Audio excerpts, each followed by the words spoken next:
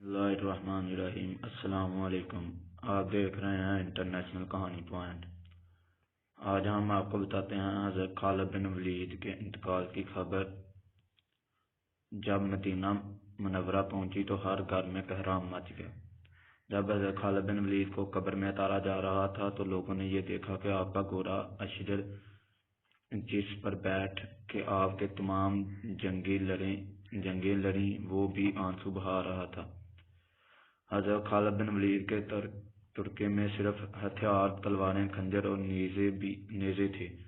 ان ہتھیاروں کے علاوہ ایک کلام تھا جو ہمیشہ آپ کے ساتھ رہتا تھا، اللہ ذوالجلال کی یہ تلوار جس نے دو عظیم سلطنتوں روم اور ایران کے چراغ بجھائے۔ وفات کے وقت ان کے پاس کچھ بھی نہ تھا۔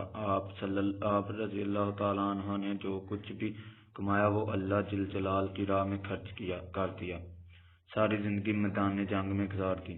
صحابہ رضی اللہ تعالیٰ عنہ نے گواہی دی کہ ان کی موجودگی میں ہم نے شام اور عراق میں کوئی بھی جمعہ ایسا نہیں پڑھا جس سے پہلے ہم ایک شہر فتح نہ کر چکے ہوں، یعنی ہر دو جمعوں کے درمیانی دنوں میں ایک شہر ضرور فتح ہوتا تھا۔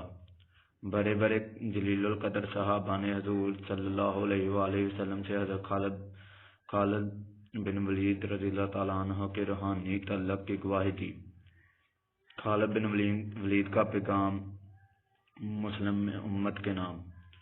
موت لکھی نہ ہو تو موت خود زندگی کی حفاظت کرتی ہے۔ جب موت مقدر ہو تو زندگی دوڑتی ہوئی موت سے لپٹ جاتی ہے۔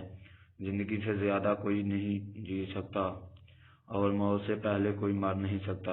دنیا کے بزدل کو میرا یہ پیغام پہنچا دو کہ اگر میدان جہاد میں موت لکھی ہوتی تو اس خالد بن ولید رضی اللہ تعالیٰ عنہ کو موت بستر پر نہ آتی، رضی اللہ تعالیٰ عنہ۔